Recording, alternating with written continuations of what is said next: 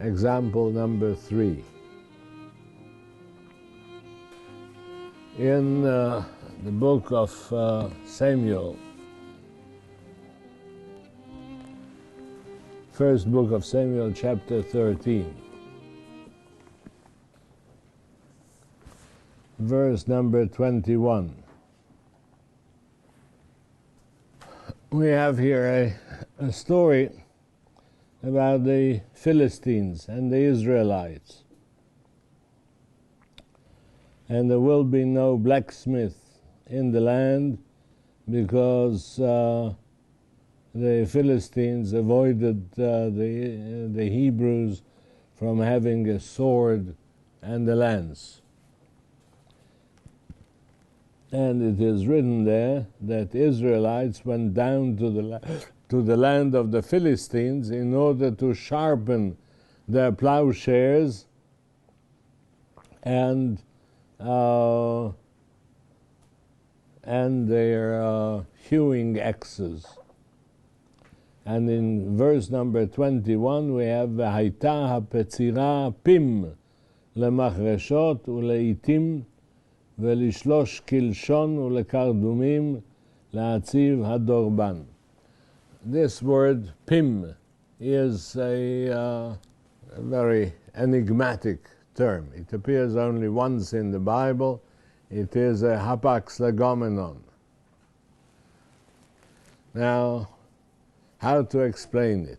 There were some traditional Jewish interpreters in the Middle Ages who understood it, that this was the price of sharpening the plowshares and the other agricultural tools. The Israelites had to go down to the land of the Philistines, and the Philistines charged them a very high price for sharpening their tools.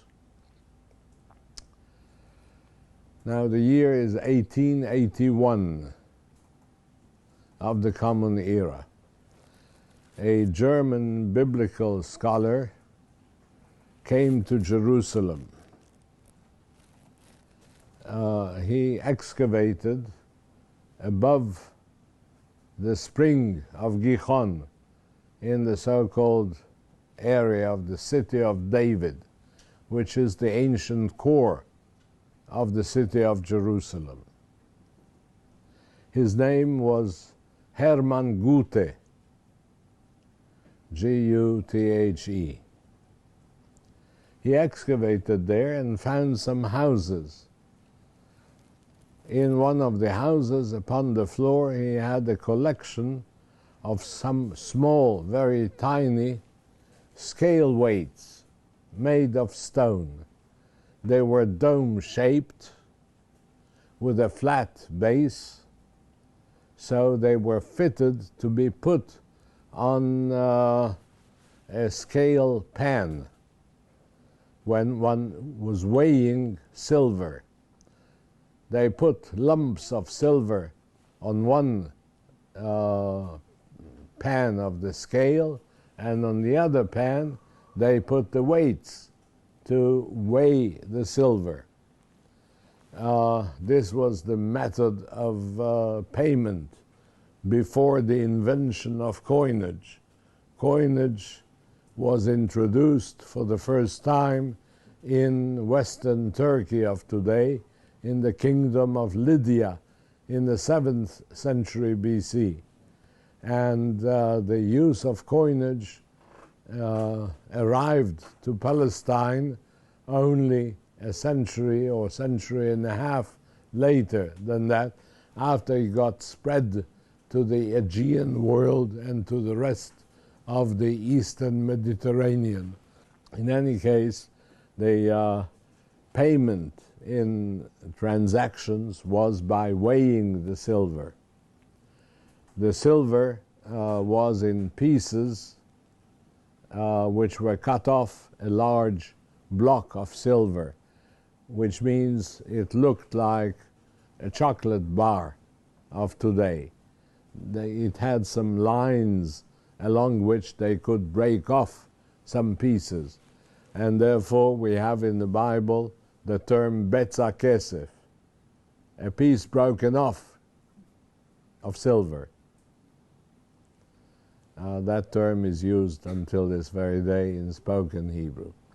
In any case, we have the full transaction in the book of Jeremiah, in the story when Jeremiah is in prison and he buys a land from Hanamel, his relative.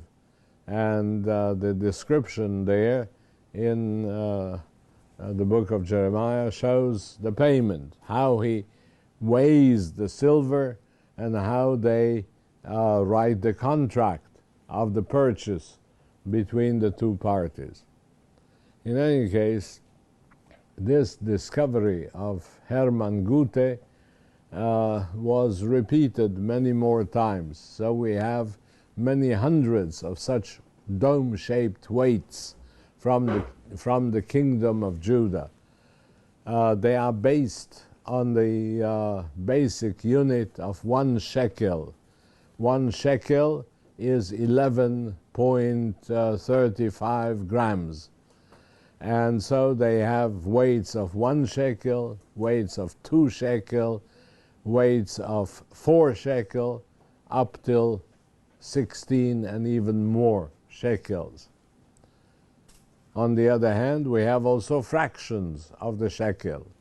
That is to say, half a shekel, beka, which is mentioned in the Pentateuch, and we have 2/3 of a shekel, netzef, which is not mentioned in the Bible.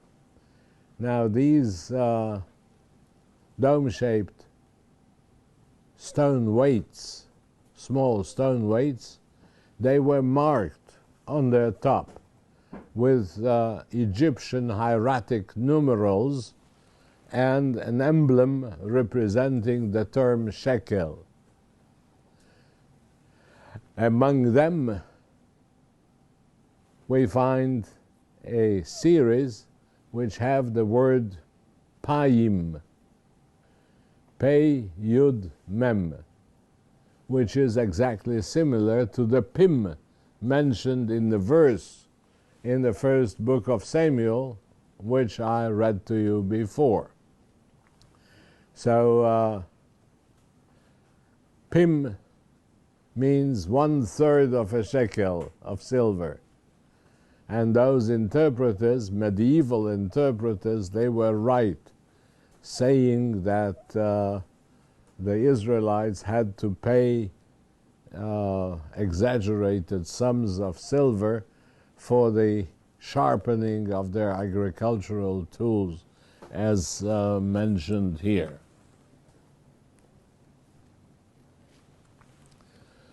Any question, any query? So is it 1/3 of a shekel or a 2/3 of a shekel? 1/3. Because in 1/3.